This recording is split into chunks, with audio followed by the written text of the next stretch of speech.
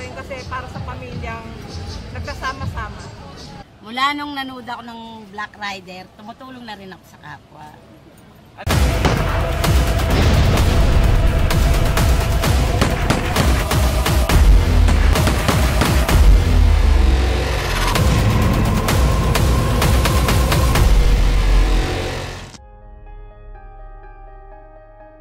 Mula nung nanood ako ng Black Rider, tumutulong na rin ako sa kapwa.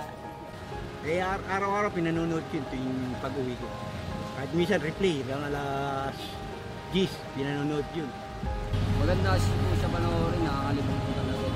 Pag-uwi ko po galing sa trabaho, pag nararamig, habang kumakain ako, nanonood ako nun. Taas ng balita eh. Nanonood ka agad ako eh. Habang kumakain. Ang Black Rider ay nakakagaang panoorin kasi para sa pamilyang nagkasama-sama.